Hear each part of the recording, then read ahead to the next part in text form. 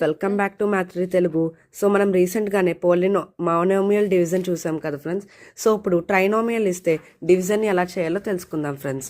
So నేను తీసుకున్న some వచ్చేసి 4y నేను తీసుకున్న సమ్ వచ్చేసి 4y³ plus 5y² plus 6y divided by 2y friends.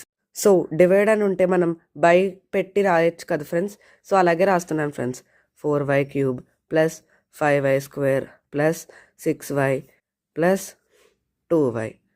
So ఇక్కడ ఈ 2y అనేది దీనికి దీనికి దీనికి వస్తుంది ఫ్రెండ్స్.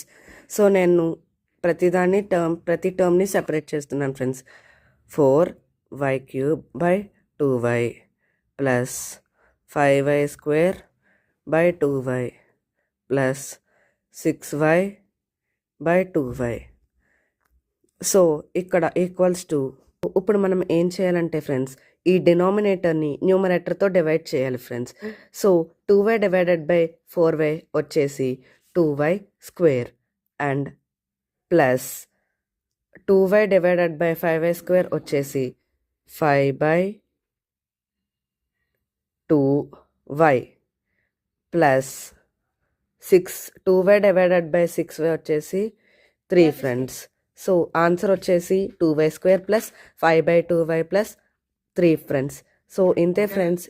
ఈ వీడియో ద్వారా మీరు ట్రైనోమియల్ని ఎలా డివైడ్ చేయాలో తెలుసుకున్నారని ఆశిస్తున్నా. ఈ వీడియో కనుక మీకు నచ్చినట్లయితే లైక్ చేయండి, షేర్ చేయండి, కామెంట్ చేయండి. అలాగే ఛానల్ని సబ్స్క్రైబ్ చేసుకోవడం మాత్రం మర్చిపోకండి. Thanks for watching. Bye bye, జై హింద్. అండ్ ఇలాగే మంచి క్వాలిటీ కంటెంట్తో మీ ముందుకి మళ్ళీ తిరిగి వస్తా. అంతవరకు సెలవు. Thanks for watching. Bye bye, జై హింద్.